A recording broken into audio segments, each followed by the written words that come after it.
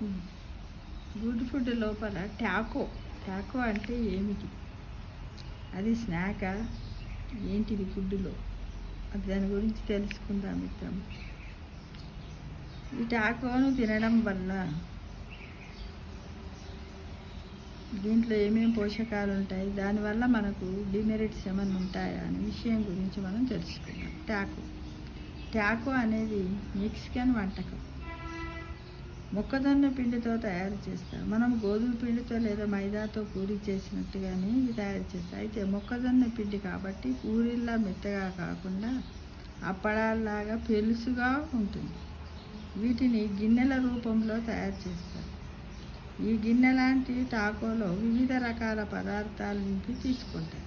అవేంటి? ఉదాహరణకు non veg అయితే కీమా, ఉడికించినటువంటి బీన్స్ గింజలు, రకరకాల కూరగాయలు, టమాటాలతో చేసిన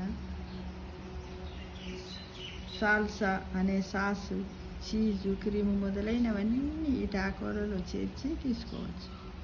టాకోలో నింపే పదార్థాలను బట్టి వాటిలో పోషక విలువలు ఉంటాయి. కొవ్వు పదార్థాలు ఎక్కువగా ఉండే మాంసాహారం, చీజు, క్రీము వంటివి మితంగా ఉపయోగించి అధికంగా ఉడికించిన గింజలు, బీన్స్ గింజలు, చిక్కుడు గింజలు, కూరగాయలు మొదలైన వాటితో టాకోను నింపినప్పుడు ప్రోటీన్లు, కాంప్లెక్స్ అంటే బి కాంప్లెక్స్, హైడ్రోకార్బోహైడ్రేట్లు, పీచు పదార్థాలు, vitamin B, C, vitamin A మొదలైన ఆవశ్యక పోషకాలను పొందేందుకు టాకోలను ఉపయోగించుకోవచ్చు. అదే రొట్టెతోటి మొక్కజొన్న పిండితో చేసి దాంట్లో ఇవన్నీ పెడతారనమాట. అయితే మనం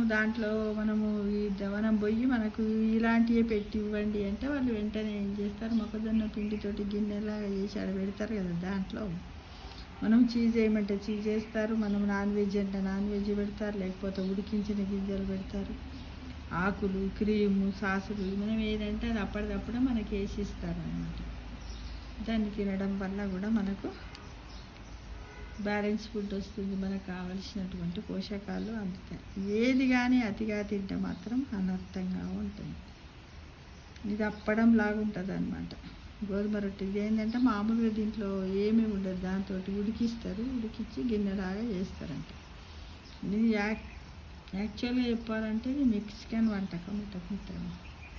నేను ఒక్కసారి అక్కడ తిన్నా, పర్వాలేదనిపించింది. ఎందుకంటే మనకు కొంచెం అందులో అన్నీ వేస్తారు కదా, టమాటో అవి ఇవన్నీ మన వేస్తారు, క్యారెట్ తురిమేసారు, బ్రోకలీ వేసారు.